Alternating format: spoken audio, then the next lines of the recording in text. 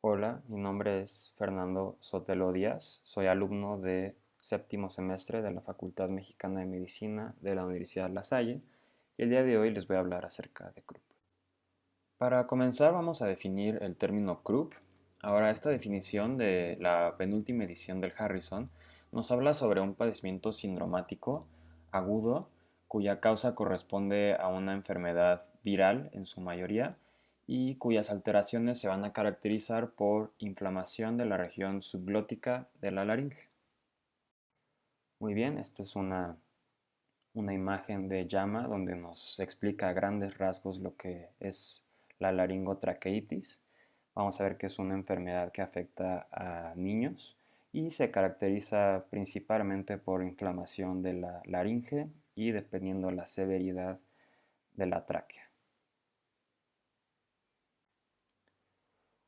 Como recuerdo anatómico breve, quisiera hablar un poquito acerca de la laringe, que es el órgano involucrado en este padecimiento. Vamos a ver que es el órgano productor de la voz, protege las vías respiratorias porque funciona como esfínter de la vía respiratoria inferior durante la deglución y esto permite una vía aérea más permeable. Sabemos que se compone de 9 cartílagos, de los cuales 3 son impares y 3 son pares, y de los pliegues o cuerdas vocales. Va a discurrir de C3 a C6 y la cavidad laringe, es decir, el interior de la laringe, la vamos a dividir en tres regiones, la supraglotis, la glotis y la subglotis, que es esta última es la más relevante en este padecimiento. Aquí tenemos una imagen sobre las divisiones de la cavidad laringea. Vamos a ver cómo la supraglotis y todas sus componentes, los ventrículos que discurren lateralmente. Vamos a ver la glotis, que es un espacio más reducido. Y finalmente la subglotis, que vamos a ver que va a discurrir desde las cuerdas vocales hasta la porción inferior del cartílago cricoides. Y esta región va a tener una comunicación directa con la tráquea. Hablando sobre un padecimiento sindromático, vamos a tener diferentes tipos de croup dependiendo tanto el lugar anatómico de inflamación como el agente etiológico y la severidad.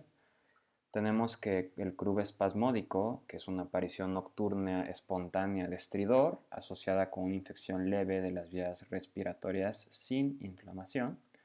La laringotraqueitis aguda, que es una inflamación de la laringe y tráquea, la laringotraqueobronquitis y laringotraqueobronconeumonitis, que es una inflamación de la laringe, tráquea y bronquio o pulmón, usualmente similar en aparición a una laringotraqueitis, pero con mayor severidad.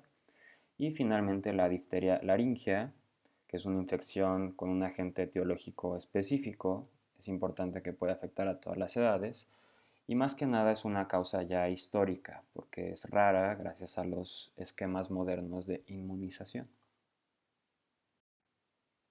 En cuanto a la epidemiología, es una enfermedad de la edad pediátrica, afecta sobre todo a niños menores de 6 años. Vamos a ver que el pico de incidencia va a ser entre los 7 meses y los 3 años de edad. Tiene una incidencia anual de 1.5 por cada 6 niños menores de 6 años, más prevalente en los meses de otoño e invierno, que tiene una relación causal con los virus de vías aéreas respiratorias. Se ha visto que afecta más al sexo masculino, tiene una mortalidad extremadamente baja y bueno, es el 15% de las infecciones respiratorias en niños que acuden a consulta. Como etiología es una infección viral aguda en el 80%, sobre todo en los casos de croup espasmódico y laringotraqueitis, que son por mucho los más comunes. Vamos a ver que sobre todo el virus de parainfluencia 1 es el agente etiológico más común y se asocia sobre todo a cuadros en otoño. También encontramos el tipo 2 y el 3, la influenza tipo A y tipo B, virus sincitial respiratorio, adenovirus y rinovirus. Sin embargo, también hay casos de sobreinfección bacteriana que nos producen cuadros de laringotraqueobronquitis y laringotraqueobronconeumonitis, es decir, casos de croup más severos, y los agentes asociados son agentes comunes en infecciones de vías aéreas. Como factores predisponentes vamos a ver que es importante indagar sobre posibles factores congénitos como un cartílago cricoideo elíptico, como está aquí en la imagen, un corte histológico donde podemos ver claramente la forma elipsoidal del cartílago. También tenemos la hiperactividad, que vamos a ver que es sobre todo en cuanto a la fisiopatología de esta enfermedad, niños con atopia, es decir, un sistema inmune con respuestas exageradas que pueden ser causales de esta enfermedad. También puede ser adquirido mediante un quiste subglótico, un papiloma de tracto respiratorio o un hemangioma subglótico. Estos adquiridos sobre todo nos van a generar lo que es un estrechamiento de la región subglótica y pueden predisponer a padecer croup. Bueno, y dicho lo anterior, aquí tenemos dos imágenes. La imagen A es un hemangioma subglótico que está ocasionando una obstrucción casi completa de la vía aérea, evidenciado con la flecha amarilla. Y la imagen B es una laringe pediátrica normal. Entonces, como podemos ver, esto nos puede generar un cuadro parecido a croup. En cuanto a la fisiopatología, esta es una infección con un patógeno específico que genera una inflamación generalizada de la vía aérea y edema de las vías respiratorias altas. Vamos a ver que los factores inmunológicos individuales determinan la severidad del cuadro como respuesta a la infección. Vamos a ver que varios niños van a tener cuadros de croup leves, moderados o severos y se ha relacionado esto con su respuesta inmunológica. Hay una disminución del tamaño de la región subglótica, que esto es muy importante sobre todo para la clínica, porque nos va a explicar los síntomas de estridor, tos y bueno, el paso de aire turbulento. La región subglótica, al ser un anillo que no se puede expandir, cuando ésta se inflama, bueno, va a ocasionar una disminución natural de la región. Y se ha visto que el virus de la parainfluenza también activa secreción de cloro e inhibe la absorción de sodio. Entonces esto nos va a producir un edema, bueno, más bien va a contribuir al edema de la vía aérea.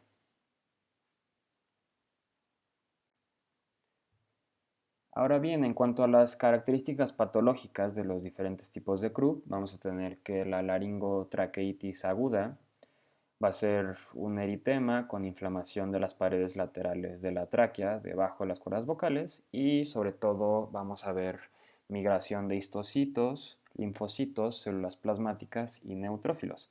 Entonces acuérdense que la laringotraqueitis aguda es de una etiología sobre todo viral, entonces eso nos puede explicar la abundancia de polimorfos nucleares. Y bueno, luego vamos a tener la laringotraqueobronquitis y laringotraqueobronconeumonitis, que vamos a ver una pared traqueal con ulceración, pseudomembranas, microabscesos, presencia de pus en el lumen y vías aéreas bajas. Y bueno, vamos a ver varias células inflamatorias obedeciendo a una etiología bacteriana, evidenciada por la presencia de pus claramente. Y el croup espasmódico vamos a ver que es un edema sin inflamación en región subglótica, por lo tanto vamos a ver que las características patológicas están normales. Ahora bien, llegando al cuadro clínico, vamos a ver que esta enfermedad tiene un pródromo de 12 a 24 horas con una coriza, es decir, una gripe leve. En algunos casos puede haber una faringitis, que esto sobre todo va a ser en casos de difteria laringia. La difteria laringia tiene un pródromo importante de faringitis y como síntomas el paciente va a tener una tos seca característica que los autores la llaman Barky cough, que es de inicio súbito, se puede presentar en la noche. Vamos a ver que hay un estridor laringio inspiratorio y disfonía, fiebre y dificultad respiratoria. Entonces, estos nos están orientando hacia una triada que vamos a ver más adelante. La dificultad respiratoria va a depender del grado de obstrucción. Se ha visto que los síntomas pueden empeorar durante la noche, que esto, bueno, tiene una explicación plausible por los niveles de cortisol endógeno, que tiene un pico a las 8 a.m. y disminuye su concentración durante la noche y la madrugada. El estridor laringio puede llegar a ser bifásico, es decir, en inspiración y expiración, y si este es en descanso es un signo severo de dificultad respiratoria. Ahora bien, lo que más nos va a orientar al diagnóstico es la triada característica, que es tos traqueal, estridor laringio inspiratorio y disfonía. En la exploración física vamos a ver sobre todo datos de dificultad respiratoria y los vamos a evaluar para su severidad. Vamos a ver las características del estridor, si hay retracciones de la caja torácica, si hay presencia o no de cianosis y si el estado mental está comprometido. Vamos a ver que el niño va a tener voz ronca y ausencia de llanto. Y sobre todo tenemos que excluir causas infecciosas y no infecciosas de obstrucción aguda de vías respiratorias altas, como son epiglotis y abscesos laringios. Esto sobre todo lo vamos a ver en la sección de diagnóstico diferencial. Una vez identificado un caso de Krupp, es importante estadificarlo, sobre todo para las medidas terapéuticas que se van a emplear, que vamos a ver más adelante. Entonces la escala de Wesley son 5 características clínicas con puntaje asignado, dependiendo de si están presentes o no, la forma en la que se presentan y su severidad. Entonces, tomando este puntaje, se clasifica en leve, moderado o severo. Por ejemplo, si tenemos un paciente que está desorientado, con cianosis en reposo y con retracciones severas, bueno, es un puntaje de 13, por lo tanto es un cuadro severo de Krupp. Aquí es una mezcla de la escala de Wesley con características de severidad. Entonces vamos a ver que un cuadro leve de Krupp va a ser una tos traqueal ocasional, sin estridor en descanso, con pocas retracciones o incluso ausentes. Vamos a ver que si es un cuadro moderado, la tos traqueal es frecuente, podemos escuchar un estridor en descanso y las retracciones son en descanso, pero con poca agitación. Y un cuadro severo es una tos traqueal frecuente, con un estridor sobre todo inspiratorio y en ocasiones expiratorio, y con unas retracciones marcadas, agitación y estrés. Bueno, en cuanto a estudios de imagen y laboratorio, vamos a ver que no son primordiales para el diagnóstico, sin embargo, son auxiliares en casos donde el diagnóstico no sea certero, que tengamos que descartar la posibilidad de un cuerpo extraño obstruyendo la vía aérea, si el Krupp es recurrente, si es un curso atípico, si hay falla terapéutica previa, es decir, en casos muy seleccionados. Entonces, en la radiografía anterior vamos a ver el signo de Stiple, que vamos a ver más adelante, y sobre todo una epiglotis normal. Y en la placa lateral vamos a ver irregularidades en densidades de tejidos blandos de la tráquea, sobre todo en casos de infección bacteriana. Y bueno, podemos llegar a encontrar una neumonía bilateral, otra vez en casos muy severos. En cuanto a estudios de laboratorio, en la biometría hemática, vamos a ver que sobre todo la serie blanca va a estar elevada y va a haber predominancia de neutrófilos o leucocitos. Y la química sanguínea no tiene por qué salir alterada. Este es el famoso signo de Stiple y vamos a ver que es un estrechamiento de la región subglótica en una radiografía anteroposterior. Sin embargo, es un signo que se ha visto poco sensible y poco específico porque también nos las puede causar otras patologías como neoplasias, una traqueitis bacteriana o incluso lesiones químicas. Ahora bien, en cuanto al diagnóstico, el diagnóstico de Krupp es clínico y en segundo lugar etiológico, es decir, la confirmación microbiológica no es requerida, pero puede ser de utilidad sobre todo en casos de aislamiento hospitalario o medidas de salud pública. Sobre todo nos vamos a basar en las características clínicas y bueno, en métodos de diagnóstico etiológico tenemos PCR y el cultivo bacteriológico, entre otros. Resulta muy importante hacer una buena evaluación de posibles diagnósticos diferenciales porque Krupp es una patología fácilmente confundida con otras. Es muy común confundirla con una epiglotitis, pero la vamos a diferenciar por la ausencia de la tos característica de Krupp y esta va a tener aparición súbita de fiebre, disfagia, ansiedad y característicamente los pacientes con epiglotitis tienen una preferencia de sentarse hacia el frente y con la cabeza extendida para poder abrir la vía aérea. Esta es una imagen que podemos ver aquí, la A es una placa lateral de cuello y en la imagen, la endoscopía B, podemos ver claramente la inflamación y en la C una región ya desinflamada. También tenemos la posibilidad de una aspiración de cuerpo extraño, sin embargo no vamos a tener fiebre, no va a haber pródromo, es muy súbito y vamos a tener una clara historia de ingestión. También los abscesos son fácilmente confundidos, sin embargo estos se presentan con disfagia, con adenopatía cervical, hallazgos de pus en radiografías de cuello y saliva, o sea, producen saliva, mucha saliva estos pacientes. Por otro lado, el edema y las reacciones alérgicas pueden ocurrir a cualquier edad, se dan con una disfagia progresiva con estridor y también podemos en algunos casos observar signos cutáneos agregados, como urticaria, por ejemplo. También es importante diferenciar los diferentes tipos de Krupp. Entonces, sobre todo del más común, que es la laringotraqueitis aguda, vamos a diferenciarla de porciones más severas, como son la laringotraqueobronquitis y la laringotraqueobronconeumonitis, porque estas van a tener crépitos, atrapamiento aéreo, jadeo respiratorio, datos radiográficos de neumonía, es decir, vamos a ver signos de involucro de vías aéreas bajas. Y como les mencionaba, la difteria laringea va a tener una historia de exposición, no va a haber antecedente de inmunización en varios casos, un pródromo importante de faringitis y esta va a afectar a todas las edades. Ahora bien, la difteria laringea se han visto brotes en Rusia e India en los últimos años, entonces tampoco es una causa erradicada.